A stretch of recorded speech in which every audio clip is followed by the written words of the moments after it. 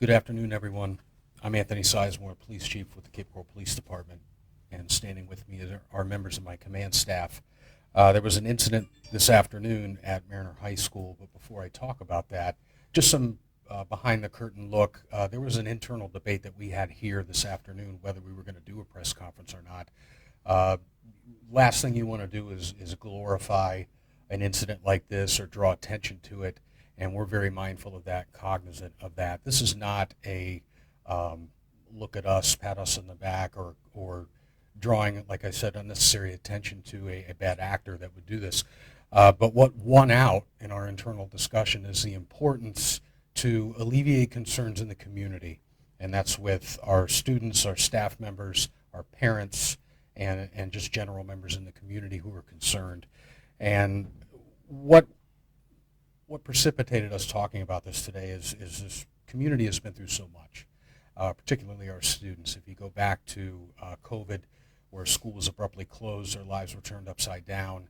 Then you fast forward to distance learning, routines thrown off, and the best times of students' lives have been times of uncertainty. And then you look at a month ago, this community was devastated by a Category 4 hurricane. And once again, schools were closed, there are students displaced, there are an untold number of stresses that are going on in the community, and particularly with parents. Some parents are out of work, there's homes damaged, there's people that are displaced, and the last thing this community needs is to worry about an incident like what occurred today. So that is the decision that went behind why we're going to talk about it. This afternoon at approximately 1:08 p.m., Cape Coral Police Department received a call of an active shooter situation at Mariner High School.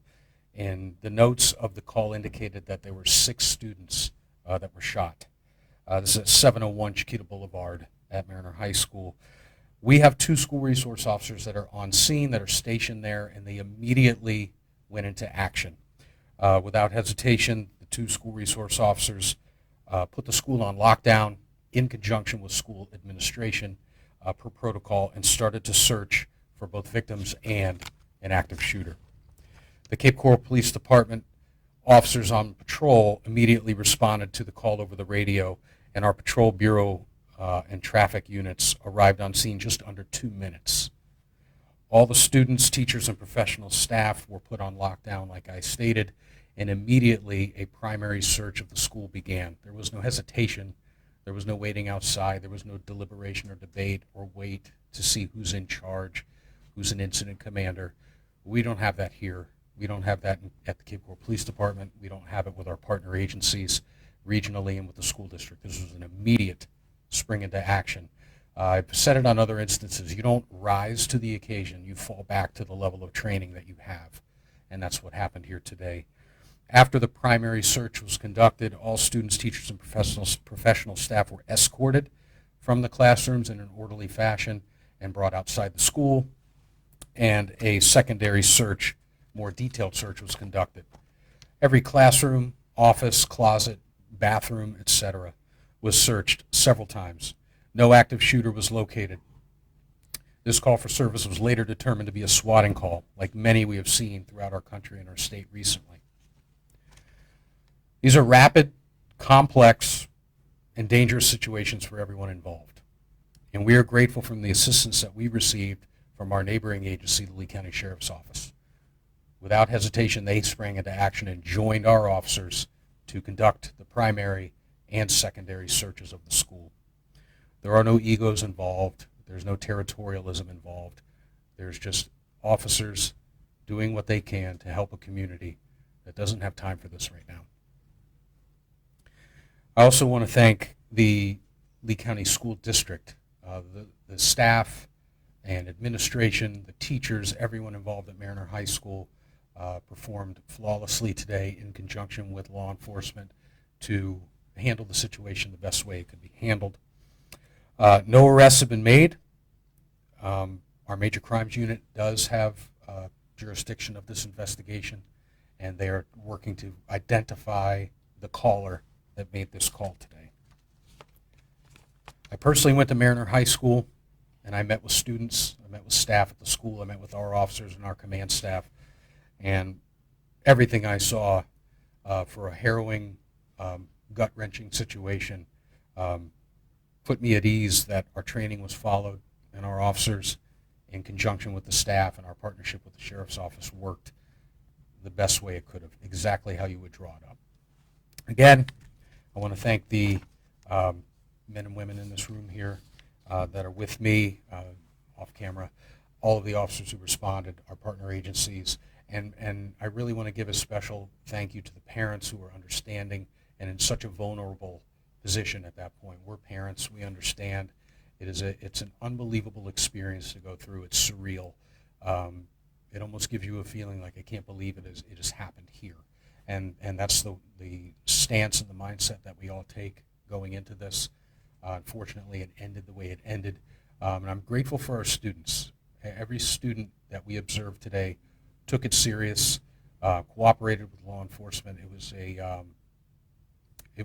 a good vibe, if you will, at the end as this thing ended. It's what we do it for. We do it for them. Every officer that was on scene today would have laid down their lives for these students, and I'm just grateful for our student body. And I'm sorry that they have to go through this. It really is a shame that in today's world they have to drill on this like they would a fire drill, and then they have to actually go through it. It was very emotional for a lot of the students, and I feel for them. And I would advise any parent to keep an eye on their child, their student tonight, and if they are in need of counseling, I'm confident that the school district will provide any type of resources that may be needed. So at this time, I'll open it up briefly for some questions. Yes, sir. Regarding the caller, are there any identifiers that you can release? Was it male, female, young, old? Who placed this call? And I know sometimes these are sham voices, but who are you looking for at this point? At this point right now, it was a male caller. That's really the only information I have, and you alluded to it. It may be some kind of voice altering software. We're not sure at this point. It's very early on.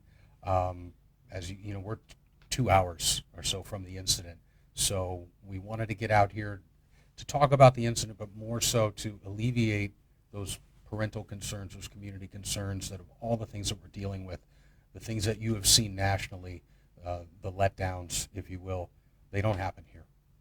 Any indication it was a local number that called, somebody local in the area, or could this be anywhere? We don't know at this point. Do you feel that there should be a statewide or even a national response to situations like this? In what way? And like, would you want the state to maybe get involved when it comes to handling these sort of swatting calls and dealing with it? I'm confident that if we needed the resources of the state, they would be here. But I am equally, or if not greater, in my confidence level for the local response. We train for this. We're on the ground every day. That's more of an after-action type of a thing, like you saw in the aftermath of Ian, where you would rely on state resources. For a situation like this, I feel very comfortable with the response that we have locally.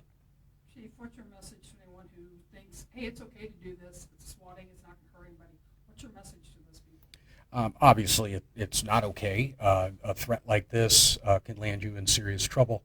We ran a campaign a couple of years ago, Fake Threat, Real Consequences. That's still alive and well. But more so, you're hurting children in this. If everyone could see the emotion and the real emotional devastation of some of the students walking out today, I don't think people would want to take this as a joke. You talked about training, and I saw firsthand during the summer the training that the police officers go through. This is a year-round thing for your officers to be prepared, these school resource officers that know these schools like the back of their hand. This is a year-round thing. Talk about the work that they do. This isn't, hey, the summer off, we're kicking back by the pool, right? Absolutely. They don't have the same schedule as a student would. This is their full-time job, and much like disaster preparedness, you do all of the work for a hurricane in the non-hurricane season, so you're ready for it when it happens. Same thing happens with our school resource officers. Spring break, summer break, winter break, that's prime time for training. We train throughout the year. I can tell you that our school resource officers it's an elite unit to be a part of. If you're going to be in a specialized unit at the Cape Coral Police Department, you have to have a minimum of 3 years. That's for a homicide detective all the way to a school resource officer. We don't, quote unquote, farm out people there. That's not where you go on the way out. There's been some instances throughout the state, throughout the country, where unfortunately you see that. For us, you're held to the same standard firearms qualification as SWAT. I know that the officers at Mariner High School today are former SWAT, and I had full faith in their tactical ability and in their performance. So the training is omnipresent, and it showed today. You don't invent new techniques or new abilities in a time of a crisis. You react and fall back to what you know. And if you would have been, or you were on scene today, you would see that the training is very apparent. And there was an incident in South Fort Myers about, I think it was 2 months ago, almost at this point, where there was swatting calls all over the country and regionally in the state of Florida. Any indication that that's the case, or is this a localized incident here in Cape Coral? It's too soon to tell. It wouldn't surprise me if we saw similar incidents like this throughout the country today. I know that agencies now, like we did, we debate whether we publicize these or not, but again, this is not a publishing or publicizing the incident itself. This is more to put some community concerns at ease. I don't foresee us doing this type of a question and answer or a press conference again, but this is a unique situation for our community for today. But to answer your question, I would not be surprised if it's part of something larger. Final question for you. Yeah. One thing that parents always ask is, okay, what happens now? A lot of these people that do these swatting calls never face justice. Is that something that your department is determined to hold these people accountable wherever they are, whoever they are? 100%. Not only myself, but our partner law enforcement agencies and State Attorney Fox is committed to bringing charges to those who would commit crimes like this.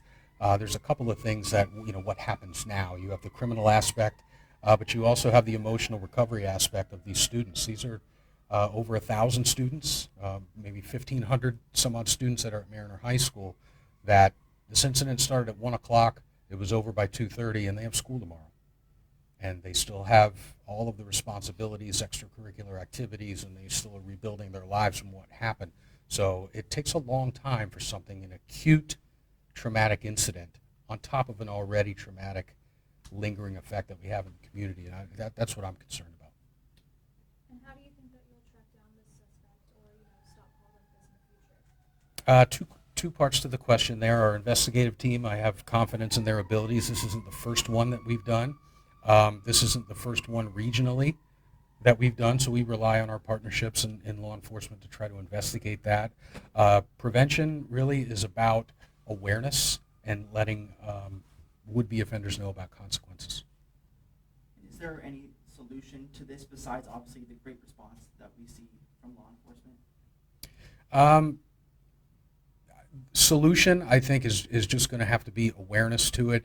As the technology advances to be able to commit crimes like this, the technology has to follow suit to be able to catch them, and then the rest of the criminal justice system has to play its part to go with the deterrent aspect of it. So that's what we hope to do. But I appreciate it, everyone. Have a great afternoon. Thank you for being here. Thank you. Thank you, Chief.